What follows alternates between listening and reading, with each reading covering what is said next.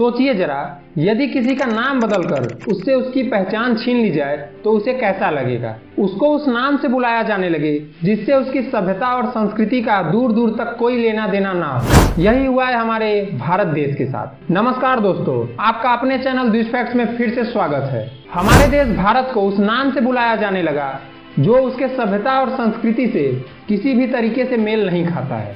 दिलचस्प तो ये बात है कि ये पहचान भारत से 5-10 साल से नहीं बल्कि 75 से 80 साल पहले से छीन लिया गया है। लेकिन जिस देश के लोगों को अपने संस्कृति और सभ्यताओं से लगाव हो तो किसी की पहचान को ज्यादा दिनों तक छुपाया नहीं जा सकता है। जैसा कि खबर आ रहा है कि 18 से 22 सितंबर को बुलाए गए स्पेशल सेशन में केंद्र सरकार संविधान संशोधन कर देश का नाम इंडिया से बदलकर भारत करेगा। दोस्तों, आप भी अपना राय कमेंट बॉक्स में अवश्य दें कि क्या आपने देश का नाम बदलकर इंडिया से भारत रखना चाहिए या नहीं।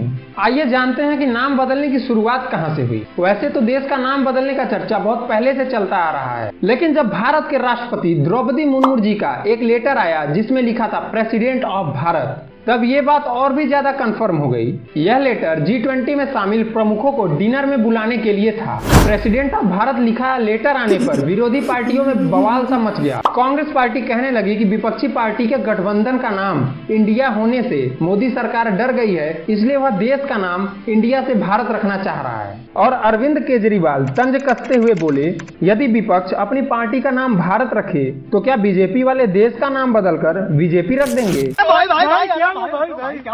इसके अलावा भी और बहुत कुछ कहा गया, तो आज हम इसी मुद्दे पर विस्तार से बात करेंगे और आपको बताएंगे कि इस देश का नाम आखिर भारत कैसे पड़ा। इस पर भी बात करेंगे कि हमारे सनातन धर्म के वेद और पुराणों में सैकड़ों सालों से भारत नाम का जिक्र है। दोस्तों, वीडियो में अंत तक बने रहिएगा। अपने देश भारत के बारे में हम आज कुछ दिलचस्प बात करने वाले हैं। जैसा कि प्रधानमंत्री नरेंद्र मोदी जी के नेतृत्व वाले केंद्र सरकार ने कई बार कहा है कि उनका सुझाव भारत नाम की तरफ है। उन्होंने इंडिपेंडेंस डे के भाषण में 2022 में नागरिकों से कुछ प्रतिज्ञाएं लेने की अपील की थी, जिसमें गुलामी का निशान मिटाने की बात की गई थी। इस प्रशंसा के चारों ओर चर्चाओं के बारे में दो घटनाओं ने समर्थन दिया। एक है असम के मुख्यमंत्री हेमंत बिस्व शर्मा। उनका ट्वीट पोस्ट आया जिसमें उन्होंने कहा, रिपब्लिक ऑफ भारत, गर्व और खुशी है कि हमारा सभ्यता अमृत काल की ओर साहसपूर्ण रूप से बढ़ रही है। और दूसरा है हमारे राष्ट्रपति महोदया का लेटर जिसमें लिखा गया प्रेसिडेंट ऑफ भारत। अपनी पुरानी परंपराओं और सनातन धर्म में हर चीज का एक विधान है जिसके पीछे गहरा दर्शन और विज्ञान है। क्या जब हमारे सनातन धर्म में देश का नाम रखने की बात आई होगी तो उस पर कोई सोच विचार नहीं हुआ होगा। क्या इस देश की पहचान सैकड़ों सालों से भारत ही रही है। इसके बाद मध्य युग में जब तुर्क और ईरानी यहाँ आए तो जब सिंधु घाटी से प्रवेश किए तो वो स अक्षर का उच्चारण ह बोलकर करते थे। इस तरह सिंधु का नाम हिंदू हो गया और इस तरह देश का नाम हिंदुस्तान कर दिया गया। तो जब अंग्रेज भारत आए तो उन्होंने सिंधु घाटी को इंडस वैली कहा,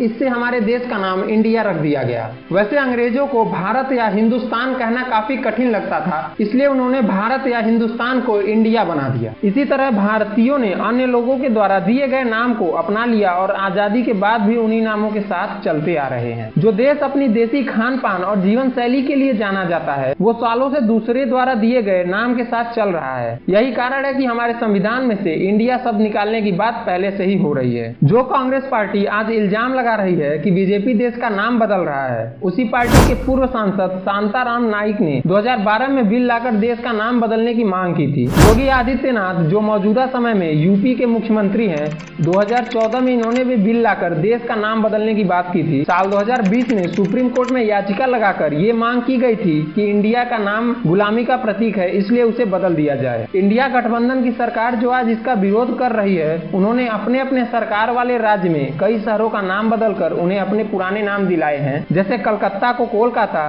बॉम्बे को मुंबई, मद्रास को चेन्नई आदि। तो फिर इंडिया गठबंधन वाली पार्टी को अपने देश का पुराना नाम देने में क्या समस्या है। यदि बात कर ले सेलिब्रिटीज की तो अधिकांश लोग इस बात का समर्थन कर रहे हैं। बात करें सदी के महानायक अमिताभ बच्चन जी की तो ये खबर आते ही उन्होंने ट्वीट किया, भारत माता की जय। वीरेंद्र सहवाग ने भी इस बात का समर्थन करते हुए कहा कि टीम इंडिया का नाम बदलकर टीम भारत कर देना चाहिए। प्रसिद्ध स्पिरिचुअल लीडर सदगुरु भी इस बदलाव को अपनी सहमति दे चुके हैं। उनके अनुसार इंडिया तो मीनिंगलेस नाम है, अर्थात जिसका कोई मतलब ही नहीं। लगभग 2500 साल से ज्यादा पुराने हमारे विष्णु पुराण में इस बात को बताया गया है कि समुद्र के उत्तर से लेकर हिमालय के दक्षिण तक भारत की सीमाएं फैली हुई हैं। और विष्णु पुराण में यह भी बताया गया है कि जब ऋषभ देव ने वनवास लिया तब उन्होंने अपने सबसे बड़े बेटे भरत को उत्तराधिकारी सौंप दिया। मान्यता है उन्हीं भरत के नाम पर देश का नाम भारत पड़ गया। देश का नाम भारत पड़ने पर और भी मान्यताएं हैं, जैसे कि महाभारत में महाराज दुष्यंत और शकुंतला के पुत्र भरत के नाम पर देश का नाम भारत रखा गया। इसके अलावा एक प्रसिद्ध मान्यता ये भी है कि भगवान श्री राम के छोटे भाई भरत के नाम पर देश का नाम भारत रखा गया, जिस पर रामायण में एक चौपाई भी है, विश्व भरण पोषण कर जोई जाकर नाम भरत अस होई। इसका अर्थ है जो पूरे संसार का भरण पोषण करता है उसका नाम भरत जैसा होता है। तो ये कुछ मान्यताएं हैं अपने देश का नाम भारत होने के पीछे, लेकिन कुछ लोग इन मान्यताओं और धार्मिक विश्वासों को दरकिनार करना चाहते हैं क्योंकि उन्हें अपने अतीत और अपने सभ्यताओं की कोई समझ नहीं है। दोस्तों, आप भी अपने देश के नाम के बदलाव के बारे में क्या सोचते हैं? अपना सुझाव कमेंट बॉक्स में अवश्य दें। अगर आपको ये वीडियो पसंद आया तो वीडियो को लाइक करें, शेयर करें और हमारे चैनल को सब्सक्राइब करें। मिलते हैं आपसे अगले वीडियो में, तब तक के लिए जय श्री राम।